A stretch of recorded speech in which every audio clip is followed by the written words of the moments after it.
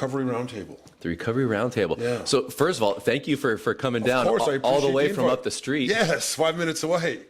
This is awesome. So we met for the first time, what, 2 or 3 weeks ago? Yes, exactly.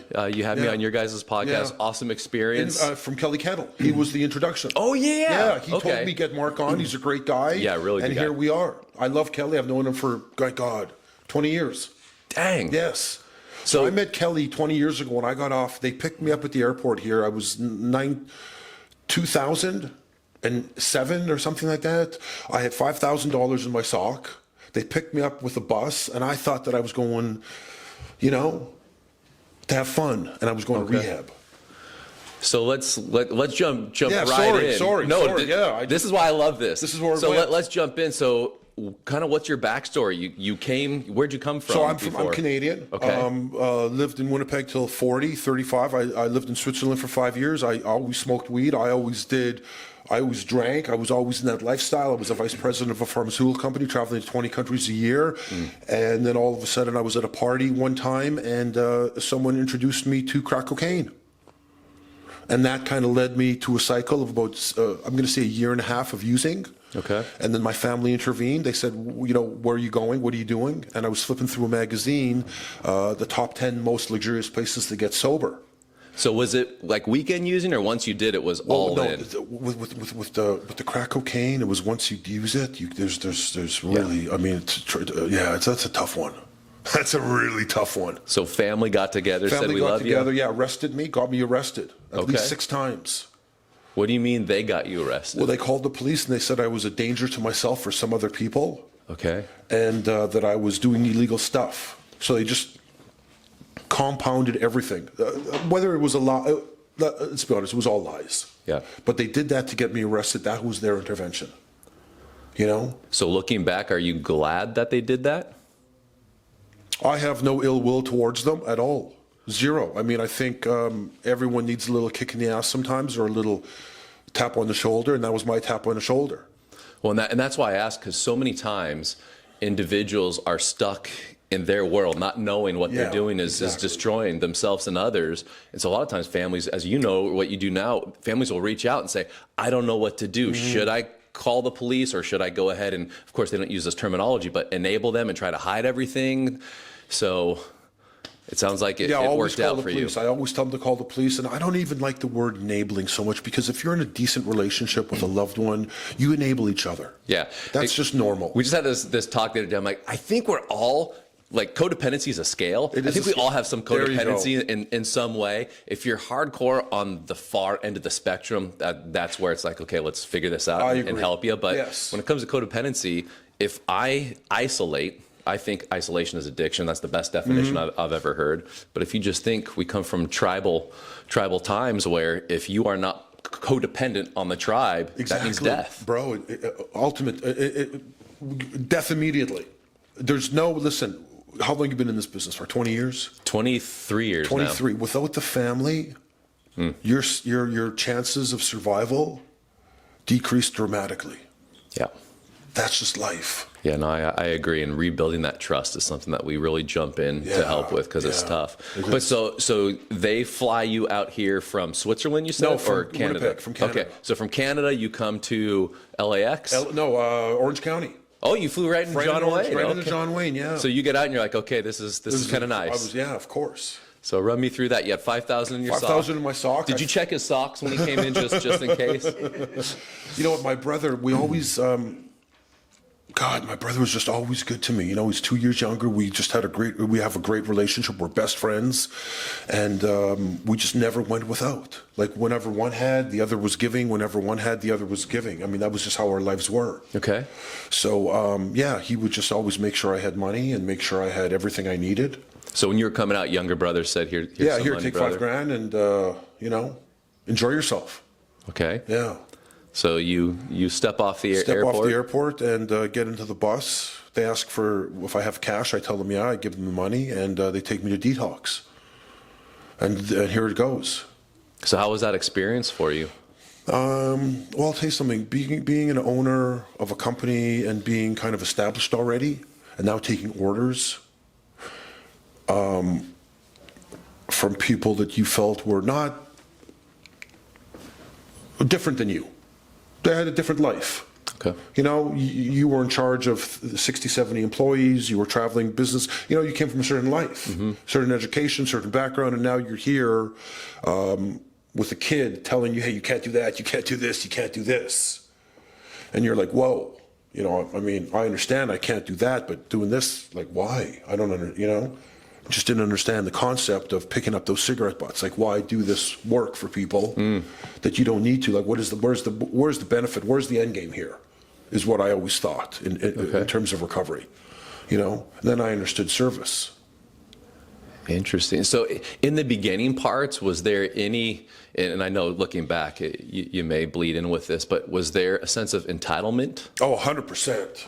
Oh, bro, yes. How much did that negatively affect you at that time? Oh, a lot. A lot. A lot. I didn't get it. I mean, I came here and I still struggled for another year and a half. I got a girl, and we used for the next year again. So did you complete detox, or did you take off? I completed detox. Okay. I did 60 days.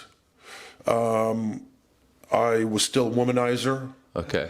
I had credit cards. I bought girls' bikes. I bought them breakfast. I bought them lunch. I bought them everything to get anything I wanted from them. Yeah. That's what my life was. Did you feel like you were different, or you kind of had this down of living without substance? Sorry, say that again? So what we see is a lot of times a person will go through a program and they got this mentality of like, I got this, no biggie. They feel different, they feel healed because physically, clarity, mental, and then they go right back to old behavior that stemmed the problem. You know what the thing was this? I never stopped that behavior. Okay. So the thing is that even while I was in treatment, I was still sleeping around.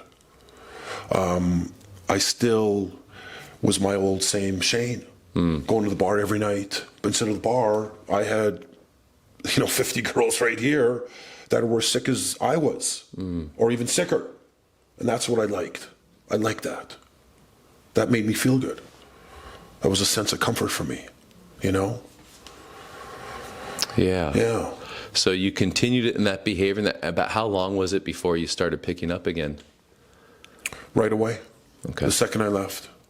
Even before. I got to 60 days. I got to 90 days. I drove back home. I flew home to get my truck. I had a Hummer. So I drove it back. Again, I want to be the big shot. I come out here again, just nothing changed. Family was still sending me money. I was still have money. Kept using with the same girl. And then I started selling stuff. I was never a criminal. It was never my thing. Yeah. I was never a thief. I never stole. I never lied. I never did stuff like that. But I would sell all my stuff. So I started with my Hummer. I gave that away for $5,000 worth of cocaine. It was a $100,000 car. So that was the start of me doing stuff that I had no control over. Right. In the middle of the night, I had watches. It's 2 a.m. The dealer was there. I said, here, take this $30,000 watch. Give me 20 piece, and I'll see you tomorrow morning. Give me my watch back, and we'll go to the pawn shop. He never showed up the next day. Right. My wife's, my girlfriend's rings, all that stuff was gone. And I had nothing at the end. So what did it take for you to finally say, there's got to be a different way to live? I'll tell you what it took. It took that girl disappearing. Just out of the blue. Disappearing. And I was alone in a house. And I never knew where she was. And it was traumatic for me. And it really left me. I didn't have my partner anymore. My go-to. And that really brought me to my knees. I was alone, and I had no money. And I'll never forget, I had a red wagon, and I had a couch, a pull-out couch. And I put the pull-out couch on the red wagon. And I took that to the pawn shop, and I got $250 for it. And I got a little 8-ball, cooked it up, walked across the street to the payphone the next day. I had a toll-free number, put toll-free number in the payphone to call my office in Canada. I said, hey, could I get a flight to California? I was in Utah at this time. Could I have a flight back to California? They said yes. So I flew me back to Cali, and I went to Charlie Street. Yeah, and that was a start. Powerful place. Yeah, that was a start. I think that really, I was ready. I was beat, and I think losing that girl, I don't know why, but it really affected me. Well, how so? Just she disappeared, from 1 minute to the next. So after 2 years. What was the story that you were telling yourself when you saw that she was gone? Like, what was that internal narrative? I'm not sure. The narrative was she's kidnapped, or she's in trouble, or something bad happened. And her parents were saying, no, she's out there using. She's fine. You know what I mean? I'm like, all right. And then I waited 2 or 3 days of crying. And I got on the plane, came back here. And so something, it sounds like, intrinsically changed inside of you. Yeah.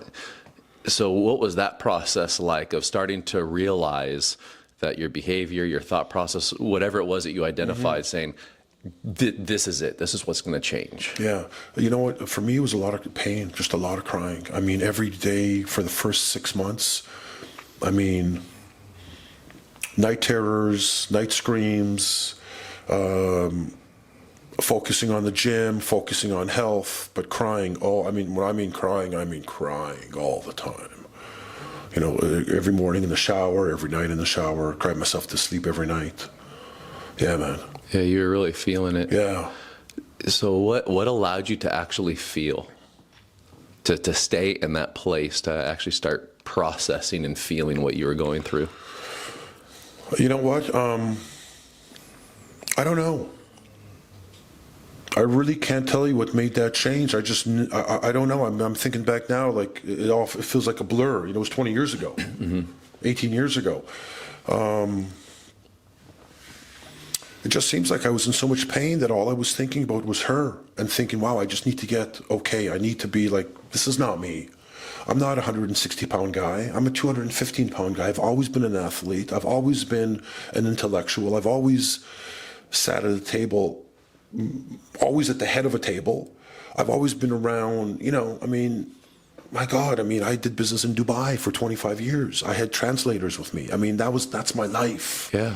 You know what I'm saying? Mm-hmm. So I said, that's me. I just focused on that. I focused on getting back to where I was, mentally and physically. So you start feeling this pain. You will allow the emotions to start coming up. Mm-hmm. You go to Charlie Street, and then what started to happen where that pivot started? So at Charlie Street, they said, just try to help people.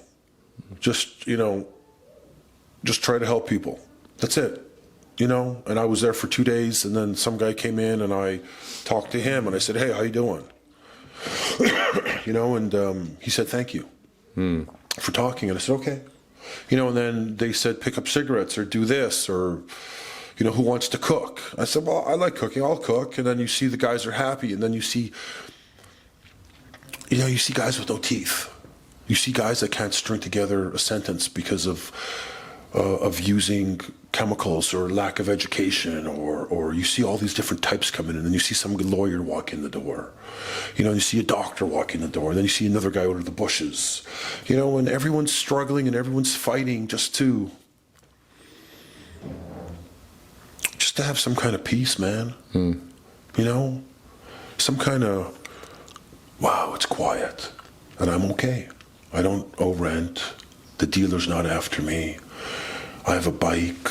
I have food today, and I'm pretty good. Everyone's looking for that peace.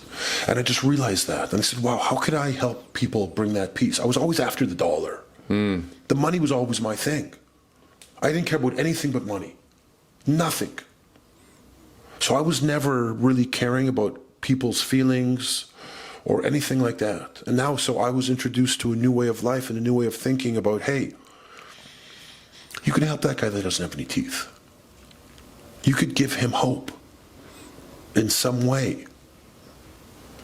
Even if it's just for a day or for an hour, you could give that guy peace. Even if he doesn't take it and he doesn't run with it, for that hour, you can, while you're talking to him, you're giving him that peace, even if it's just that hour.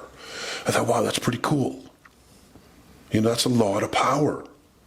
Like, you have a lot of power as a human being to affect someone else's day, either positively or negatively. Yeah, it's up to you how you want to use that power. And the more affluent you get, the stronger you get, the more books you read, the more people you meet, the more businesses you go into, the more people you can affect with your attitude. So that's a lot of juice. Yeah. And I fell in love with that. And I became addicted to that. You know, I'd get calls at 2 in the morning, 3 in the morning. I'd be running out the house doing intervention. So I went back to school. I became an alcohol and drug counselor. I became an interventionist. I was abstinent for 5 years. I didn't use, I didn't drink, I didn't smoke, I did nothing. I just got, and that girl called me back. After 90 days of sobriety, she called me and she said, Shane, I was abducted. And I was in a drug ring, and the police busted in the door. They arrested the guy, and here we are. Could you send me a plane ticket? Otherwise, I'm going to kill myself. So Rick at the Alano, you know Rick? He's been there forever. He's dead. He died forever ago, too. Yeah, he's dead. So he died of cancer. So what happened was he died of cancer 15 years ago or 14 years ago, or maybe 13.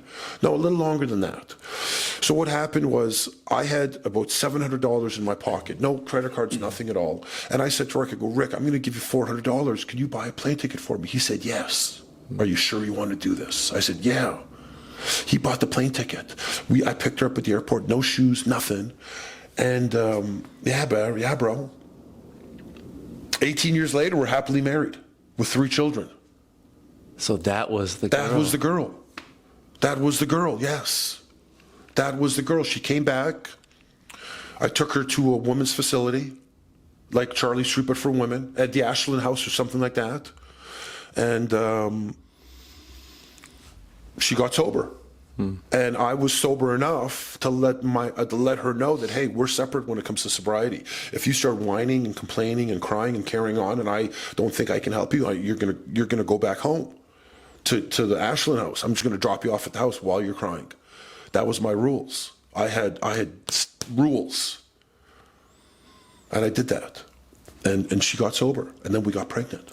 But she had 8 months of sobriety, and we're thinking like, wow, should we keep the kid? And everyone around us said yes.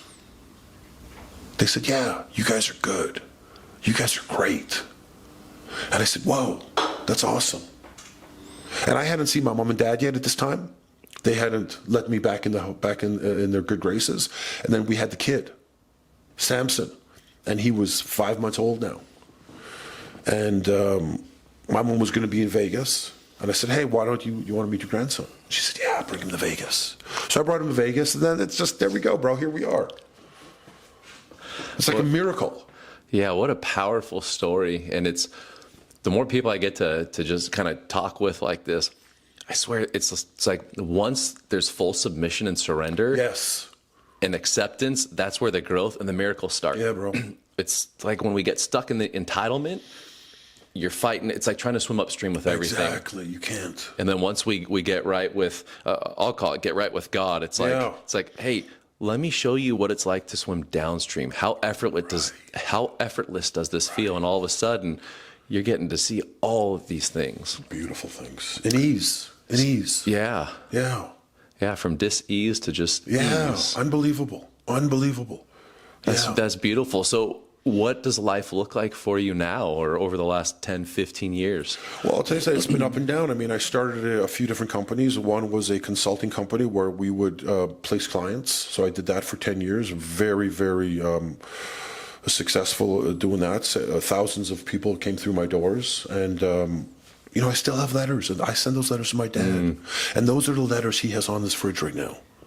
The letters from the rabbi or from the priest or from a family member saying, hey, thank you.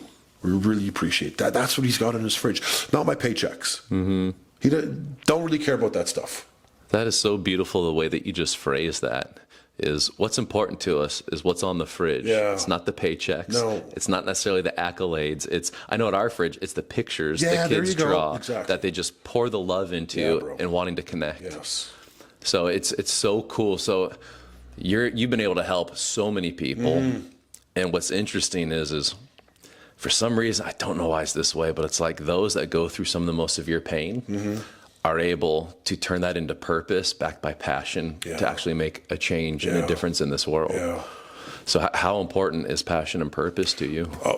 Here's the thing. What I realized this, that people always say, I haven't found my passion, I haven't found my purpose yet. And those people are confused because every human being has the same purpose. It's just, it's for everybody. You have to help someone else. That is everyone's purpose. Now, if you have a business and you could somehow dissect that business and turn it into saving a life or helping someone, you're going to have a better life, and you're going to be more successful. But everyone's purpose, I think in God's eyes, is the same: to help your neighbor. I don't see what else there is. Like, what other purpose? Making money now? I mean, what is there? Like, when we think about purpose, like, so what's someone's purpose? What, I don't know. Like, what else is there? Like, anything you mentioned besides helping people is kind of trivial. Yeah, you mentioned it's biblical. Love thy neighbor. Love thy neighbor. As yourself. Yes. Here's the part most people miss. They don't know to work on them to love themselves first. Bro, thank you for bringing that up, because I really push. There's been studies where children were asked by psychologists, what would you have liked your father to have done more in your life? They answered, help himself more. Work on himself more. Be a better dad. Yeah, bro. So what does parenting look like now? Oh my God, I was made to be a parent. You know when you're born to be something and you don't realize it until it comes? I'm a father. I'm a husband. That's just who I am. I'm home every day at 3:30. I take the kids every morning to school. I'm home. My wife doesn't have to say, hey, what are you doing tonight? She's never asked me that. What are you doing tonight? She knows I'm home at 3:30. I don't do anything. The last time I've been over with the boys, bro, I've never been over, 17, 18 years, I've never been over with the boys, bro. Sure, I've gone to lunch with the boys, but I've never been over with the boys. There's no point, and there's no need. Nothing good is happening after 5 o'clock. Nothing has ever happened good after 5 o'clock. Even the drive home is bad. There's traffic, there's honking horns, there's people yelling at you, there's cursing, you get aggravated. Nothing good happens after 5 o'clock. The 405 parking lot. Bro, it's crazy. Yeah, so I'm home every night. I'm up early. I work out an hour and a half a day. I mean, I just take care of myself, and if I take care of myself, everything else falls into place.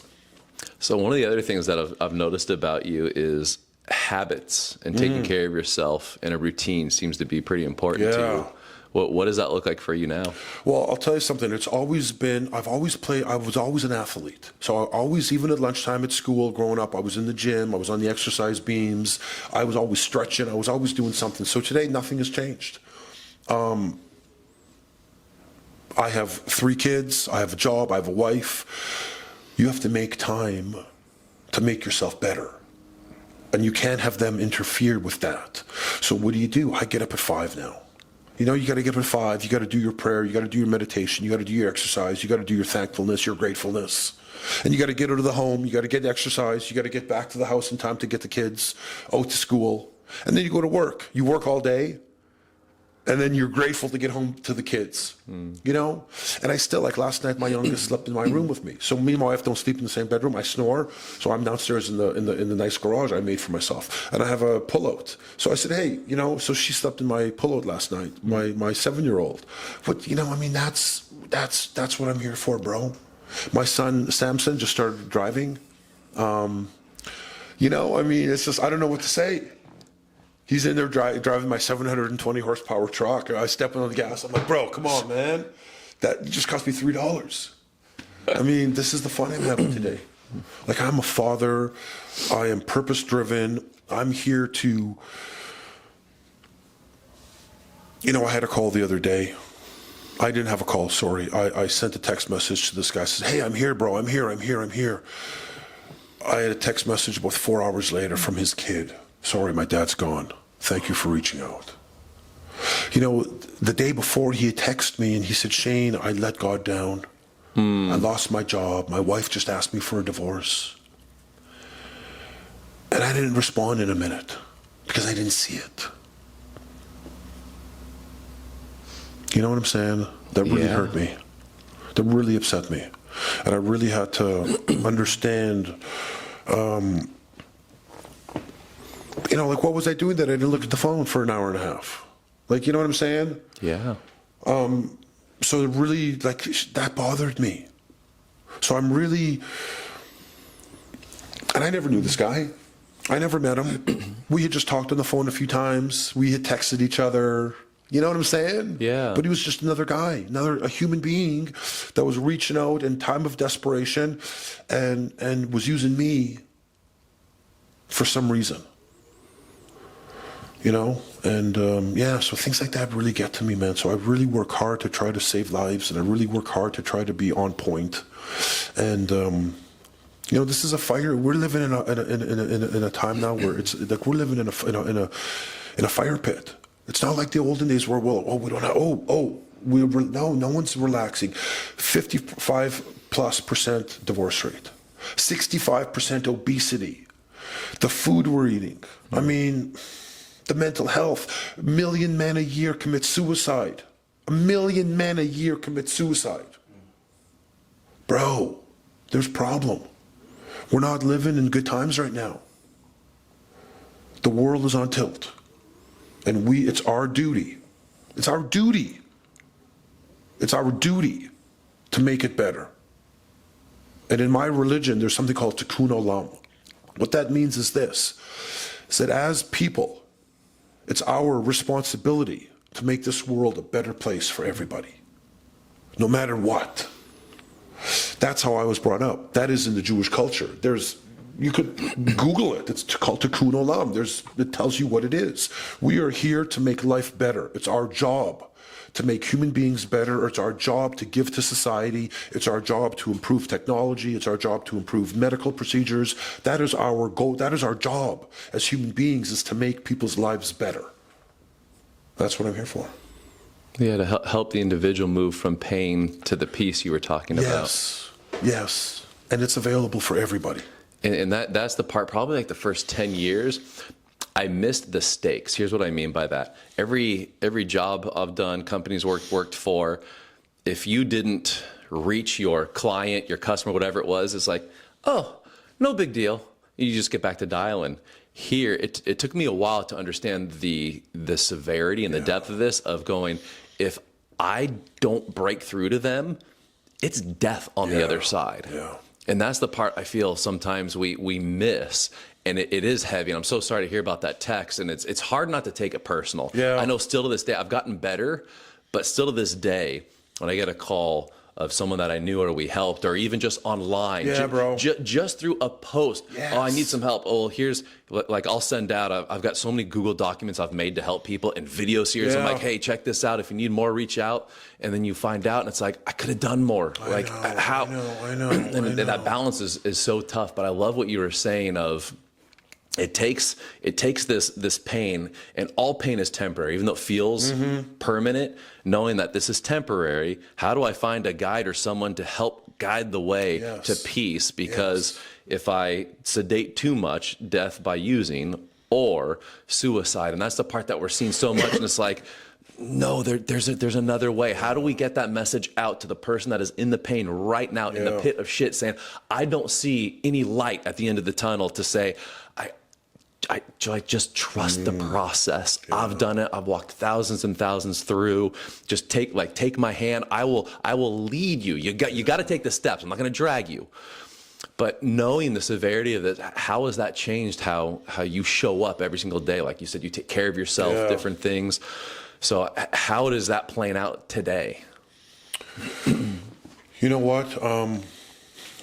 I work in treatment. I'm at a treatment center 3 or 4 times a week, and I do a podcast myself, and I see a lot of the guys at the treatment center. And I think it's just love, man. I think that's it. I think it's just every time I see these guys, I hug them. I know who they are. I treat them with respect. I treat them with love. I let them know that things are going to be okay.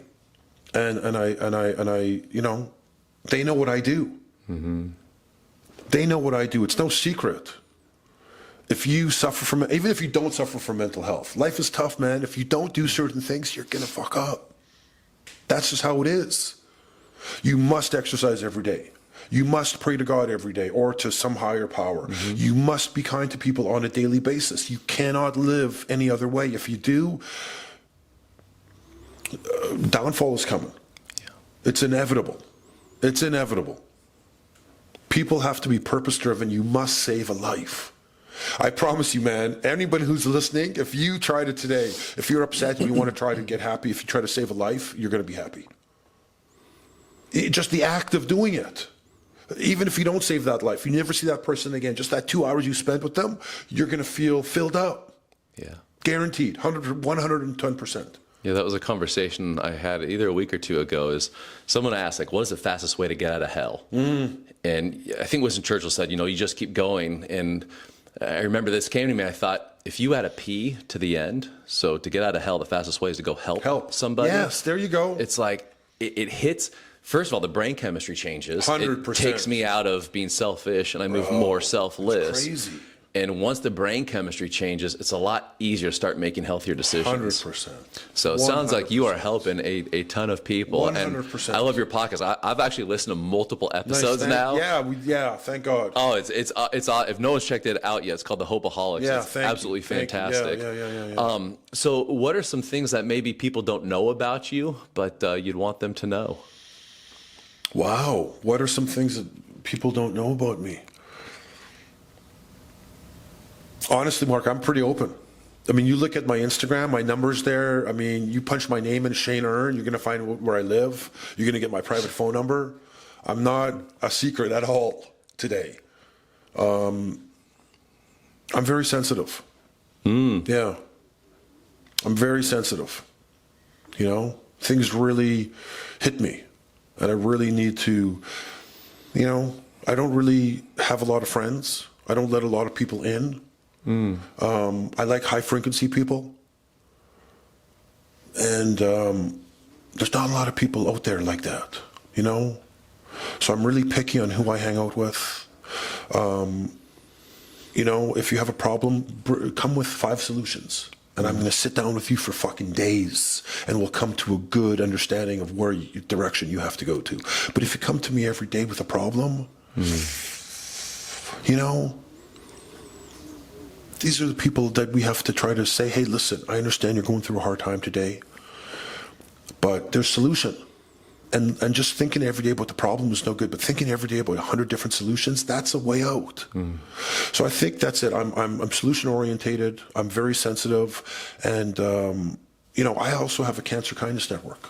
So we have a nonprofit. We give around $30,000 a month to cancer patients that can't afford their chemotherapy, or can't afford taxis to the hospitals, or can't afford the gym, or cold plunge, or hyperbaric chamber, or peptides. So we do that as well. My son started it about 5 years ago. It started with his kindness coupons.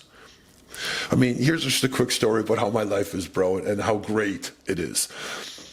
He sees some kids that are unhappy. He writes a little note. He passes them the note. He says, hey, I'm sorry you're feeling bad. Please feel better. I love you. That turned into a thought called kindness coupons. So I developed that as a nonprofit, and it turns out now it's called Cancer Kindness Network. It evolved. So now we're bringing in about 30, 40 grand a month. We're giving it all away. These are just the miracles of sobriety, the miracles of mental health, the miracles of mental health, consistency, or whatever that word, I'm looking for that, but just staying on that track. You know that if you don't go to the gym, look, the gym is better than any pill out there. We know that already. I got sidetracked. I'm sorry. No, that was beautiful. Well, so what I was actually feeling more than hearing is just how kind and beautiful of a heart you have. And the other part that came up as you were sharing is because so many people will ask, like, I don't know where to start, because they'll see people at the after. Yeah. And where do I start? Yeah. And your son's example of, you start by writing a note and giving it to someone, and you couldn't have seen the cancer connection down the road, but by taking that first action and then building and building, that's how things start to transform and morph into bigger and better things. It's unbelievable. Yeah. It's unbelievable. Yeah. So I love that you shared. You're very sensitive, because especially nowadays, man, we won't get on the soapbox of toxic masculinity, but like it is so difficult for men to actually stand up and say, I'm a softie. Yeah. Like I'm a total hugger and just teddy bear. Yes, bro. And it's interesting to see what has changed from stuffing back when my dad was being raised of like, listen, the man is stoic, you don't talk about it. And then it went on the other end of the spectrum of, well, just feel, don't produce, but just feel and everything, and just kind of the mama's boy, which is kind of what I was raised as. And now in this middle, it's kind of like, hey, I can be stoic and carry a ton of shit at the same time. I can be totally open and loving. There you go. And all these parts make me. Yeah, man. It's a beautiful spectrum at that point. I mean, you're not stuck in like you said, in that little spectrum of being a masculine man and being, hey, let's go, man, let's do it, let's go. Now you have another 50 yards to play with of pain or love or anxiety or whatever you want to make it, bro. Yeah. It's right there waiting for you. Yeah. So one of the things that you mentioned as well is the power of a simple sweat or workout. Mm-hmm. And so it blows my mind how many times where I will get stuck, because I suffer from depression, like severe. I was suicidal. I actually walked out one day with the intent to take my life. And what's interesting is back then I didn't know this, but I do now. One of the fastest ways out is, and it sounds crazy, people are like, it won't work, do it. If you don't know what to do, you're feeling triggered or craving or something, do 25 burpees. Oh, are you, bro? You I jump do 500 push-ups a day. I agree with you 100%. It changes the brain chemistry. It changes the frequency. Your heart rate, everything. It pumps all new oxytocin through your body, bro. Everything changes. I agree 100%. 100%. I think we may have just discovered the cure to addiction on camera. The cure to pain and suffering is just do exercise. Get down, crazy? Do the push-ups, do the sit-ups, do the burpees, yes. Why do you think the simple things in life are often overlooked? Well, it's funny because they have that meme where it says you got to line up, take a pill, easy, or they have a workout, and everyone's in the line to take the pill. Bro, people are lazy. You know? I mean, if people are lazy. 60% obesity. The government, I don't know, the government, the people making the food, McDonald's people, Arby's, these people that own these huge companies have put chemicals in these foods to make us lazy, to make us slow, to make us dependent on their food and change our lifestyle because of that. And that's what's happened, in my opinion. Well, not just your opinion. There's studies that are coming out now. We were talking about it right before. I think it was Dr. Huberman over at Stanford had someone on that just finished the study. They're saying that the processed food, if you're eating that, I think it was, if it's daily, they're seeing a 67% increase in mental health issues, and then the stuff we already know about, such as obesity, cancer, cardiac arrest, different things like that. So, well, making a transition, what's something that you're currently working on now that you're really excited about? Oh, yeah, I have something. So Cancer Kindness Network, we're going to do a podcast. It's called On Cancer's Time. Our first is next week, and it's going to be me and another gentleman interviewing cancer patients. So, whoa, yeah, bro, why I'm really excited about this is because here's what's going to happen. It's going to be the last testimony sometimes. It's going to be some real heavy stuff. So we're going to have them on. We're going to ask them, the first question is going to be like, what was it? What was that? You have cancer. Take us to that minute. And then I envision it, we getting calls from someone in hospice. He's at home and he's saying, and the family's calling, my father has days to live, but he wants to do his final testimony with you guys. He's heard about you. No one's doing this. We're going to do it live with good mics, with good video, and they're going to have it forever. And this cancer patient is going to be able to share that with their family and with their grandchildren and great-grandchildren and, leave a mark. That's what I'm doing. That's my next goal. So I start that in the next 10 days. I'm really excited. I saw you light up when you're sharing that. Yeah, a lot of pain, a lot of crying, but it's going to bring some relief to people. And then we're going to have the family members on.